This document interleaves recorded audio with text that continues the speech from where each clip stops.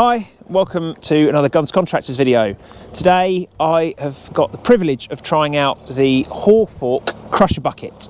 Now this is a competitor to the DigBits crusher bucket that I run, and there are four sizes in the range, of which we've got the sort of the third largest here. They do an 18-inch wide, they're all in inches because made in Britain, so we're talking inches. 18 inches, the American friends all know what sizes we're talking here. 18, they do a 22, they do a 27, which is what I've got here, so that's just over 2 foot, which is slightly wider than my CB8 crush bucket. Decent sized crushing area, and then a 33, I think, for the larger kind of over 10 ton machines. They're all of a similar design in terms of this one, so it's a funky looking thing when you see it on the ground.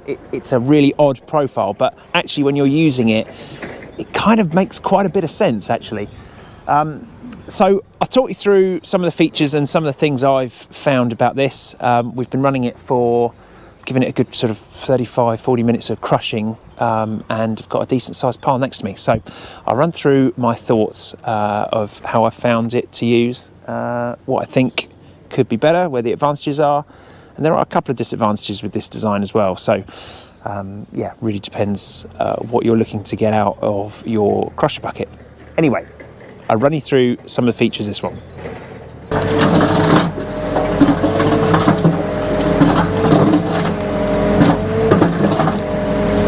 So we're putting the HawkFawk bucket to the test, and I've been running it for 7.5 minutes now.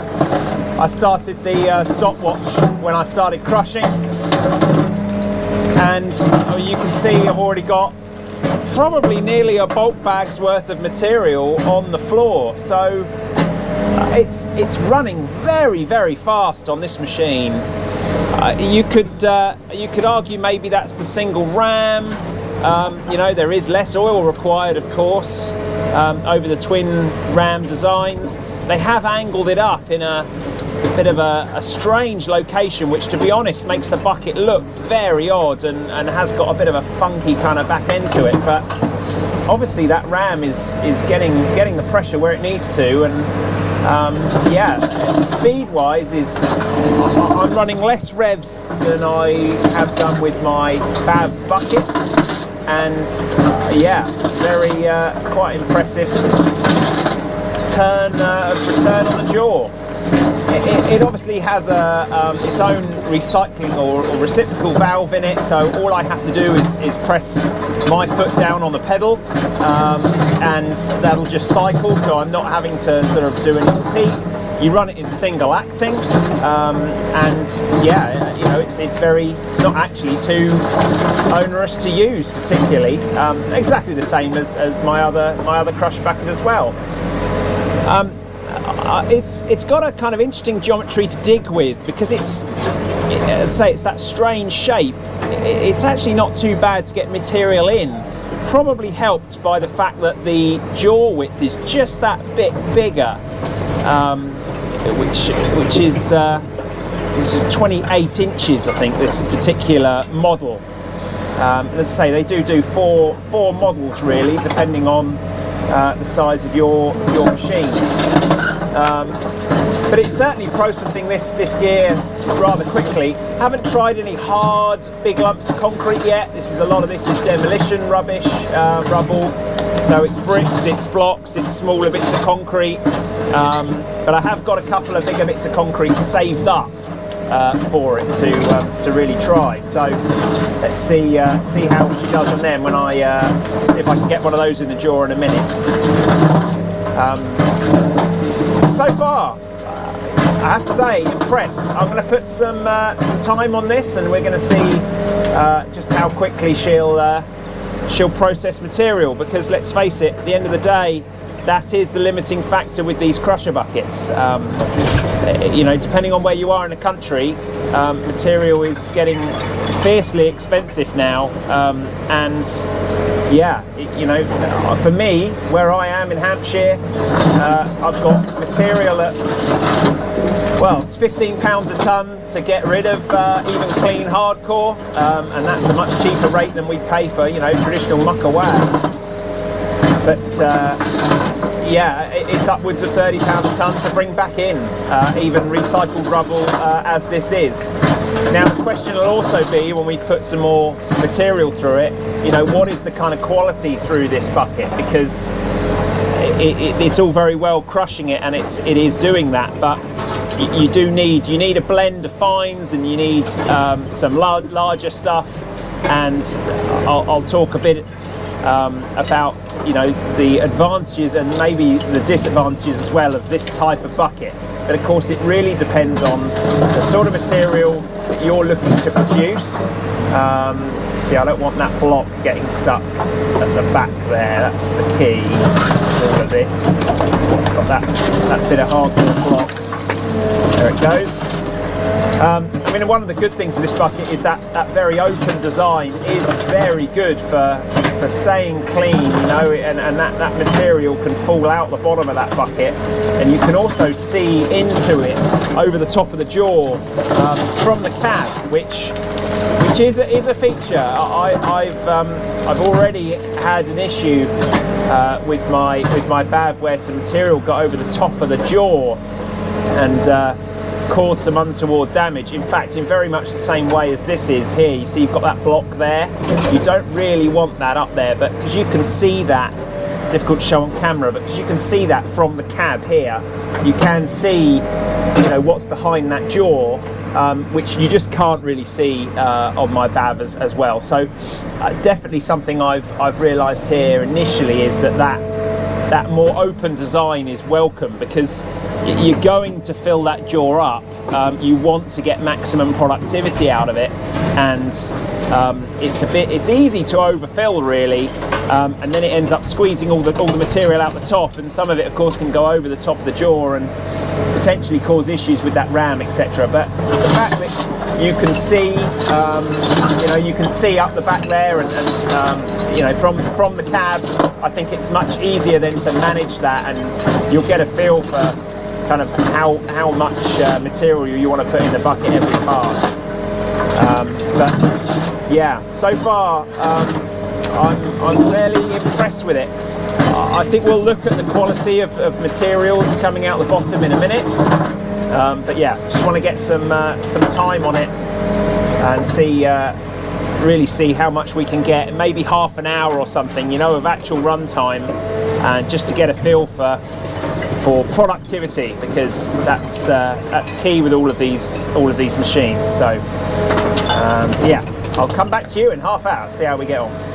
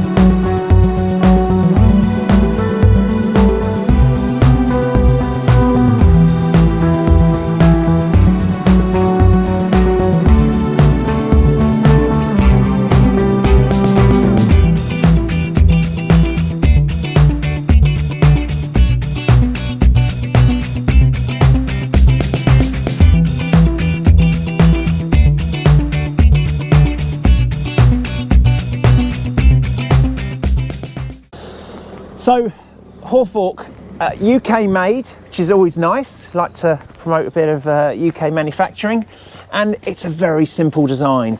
Essentially, you've got just one ram, sits at this funky angle here, but the main reason for that is it's applying pressure directly down on the plate, which is nice and simple really. Hinges obviously across the back here. And you'd think that that's a really odd thing and it would get in the way when you use it, but because the angle of the hitch and the way that they've got it set up here, actually in use, you kind of don't get anywhere near any of these hoses or anything. Now, this is a demo, so obviously, you know, Nigel's been very nicely come down and let me try this product out from Attachment Solutions in Essex. But the hose routing is kind of a temporary thing. You know, if it was my bucket, we'd have this sorted, and he would improve that. So I'm not going to be too critical on hose routing. We'd also get spiral wraps and all this sort of thing, which is all part of the service that he does. But just to get it going here today, this is what we've got going. It's got sort of different. It's got your tungsten tipped crushing replaceable teeth in here, which is good. And then there's actually a bar at the back here. It's this little bit of wood stuck on, but and then there's a couple of bars at the back here that sort of really get crushing. So you've got a huge crushing area here. As I said, at 27 inch, that's slightly wider than the crusher bucket I've currently got, which is good because, of course, the more material you can get in it, the more productive it can be, and you can get bigger lumps in at the end of the day and earn more money, which is what it's all about. Material falls out the back of the bucket here, and this is the piece here that kind of rotates and allows stuff out. Now, it does still suffer, and I think all of these buckets do, from the potential for, with a full bucket of material, to fall down into this gap, which I have had issues with on mine. The good news is that when this is down, you can see really clearly from the cab through the bucket, which is nice, and you can see if you've got any material in there and sort of either stop and clean it out, or sometimes give it a bit of a shake and it falls out. But yeah, it's a really simple design. Reciprocating valve up here, so you literally just have it set in hammer mode, and off she goes, nice and easy. So and it'll cycle itself round.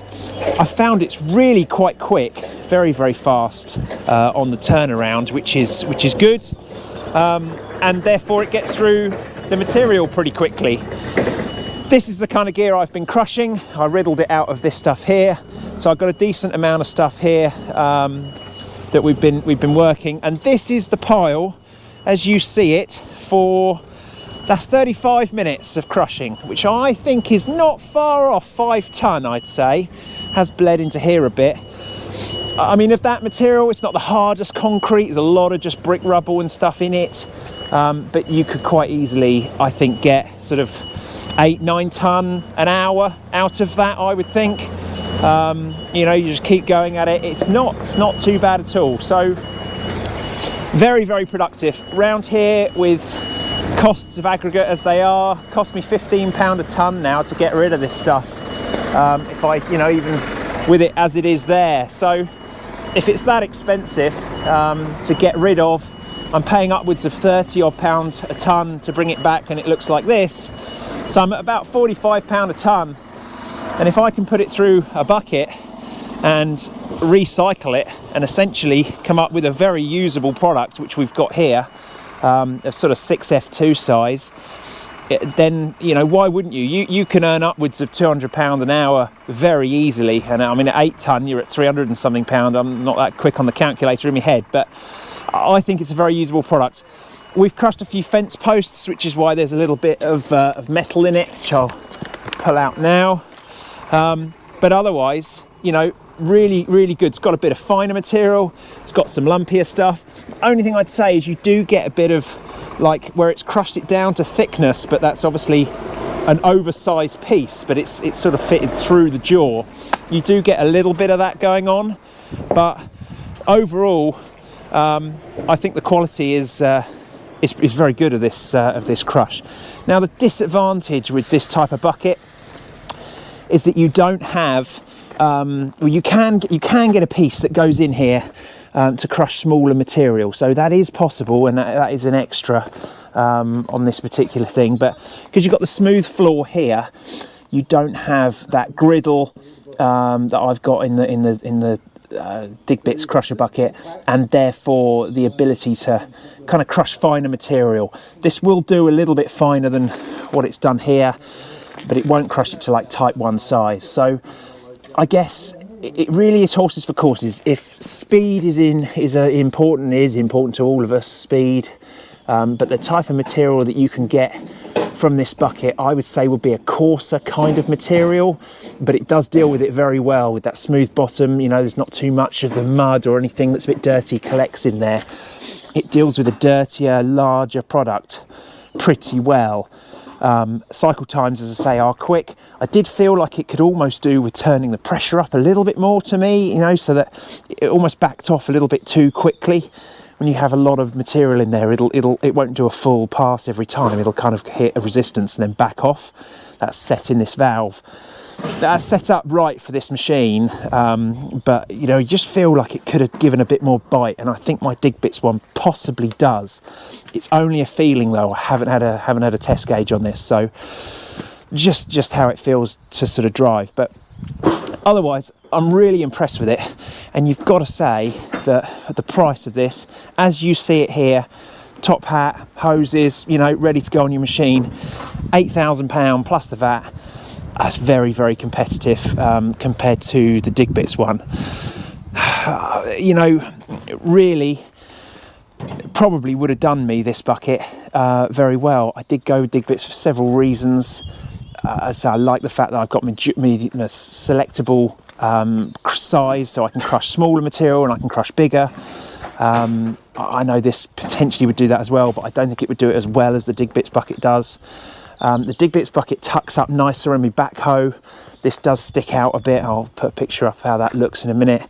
So there's a couple of disadvantages on this machine, but if you had a standard 8-tonner, none of that would matter at all because you're not looking to tuck it up for transport. So yeah, really good product, nicely made, British made, steel where you want it. We did see a little bit, which is a little bit worrying, of flex. It just in the side here. It's like it's probably a 6mm steel here.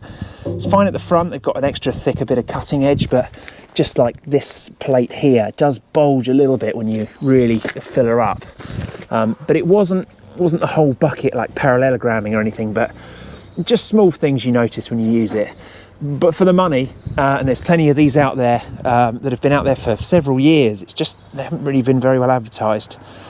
You've got to say, she's a decent bit of kit, and yeah, I think it's the way we've got to go. The way we've got to go. If you can earn money making your rubble into something reusable that you can then either sell back to the customer or even do it on site, as I try and do with this backhoe, I think there's money to be made, and I think you could earn over £2 a day as it stands here in Hampshire with the cost of materials. So anyway,